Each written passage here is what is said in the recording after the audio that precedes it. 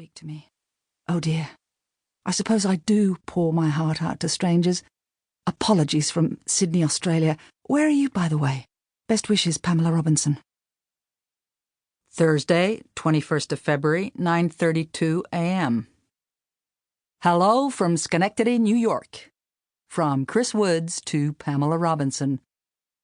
Hi, Pamela. We're in upstate New York. Did you hear back from your ex? Take care, Chris. Thursday, 21st of February, 11:42 p.m. Hello again. From Pamela Robinson to Chris Woods. Hi, Chris. I haven't heard a thing.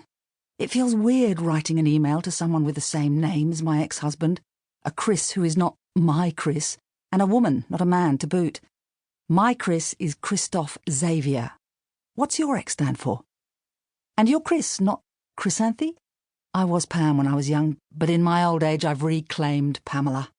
My Chris, who's in Paris, only gets Christophe from French people who don't know him. Best wishes, Pamela. Thursday, 21st of February, 1:13 p.m. Chris or Chrysanthi. From Chris Woods to Pamela Robinson. Hi, Pamela. My mom calls me Chrysanthi Xenia, my full name. Everyone else calls me Chris. P.S. Your ex should speak to you. Refusing to speak to someone is usually controlling behavior. Saturday, 23rd of February, 6:02 a.m. Behavior. From Pamela Robinson to Chris Woods. Hi, Chris. I don't even know. Look, I don't know the first thing about you, and you don't know the first thing about me. But aren't some things about everyone the same? Pain is universal, only the details differ. So why does pain feel exasperatingly personal? I've given up trying to work out other people. How does anyone know anything about anyone? Is my ex-husband's behaviour controlling? He's grievously hurt, that's all. And the older I get, the less I know about anyone. How do we even know pain is universal if we experience it as ours alone? It took me 10 years to leave my husband because I kept seeing things from his point of view and because I kept hoping. We broke up once, but I went back because I'm not very good at saying goodbye. Yours in ignorance, Pamela. Sunday, 24th of February, 6:10 p.m. Behavior to Pamela Robinson from Chris Woods. Hey, Pamela. You sound like someone who overthinks things. Give yourself a break. Take a day off. Buy an ice cream. It's summer in Australia, right? When the weather's fine, I take my book and my fold-up chair and go sit in the park. Sundays in winter, I head to the Dewey. This afternoon, 2 kids came in looking for the library's New Deal murals.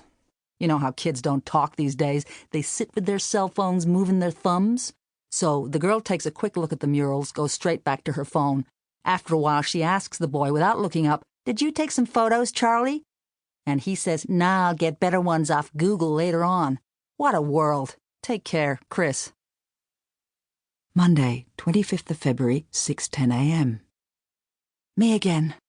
From Pamela Robinson to Chris Woods. What do you do in Schenectady? Husband? Girlfriend? Kids? You said we live in Schenectady. I'm a librarian, as it happens. No murals where I work. I'm 51, headed for the knackers. Warm wishes, Pamela.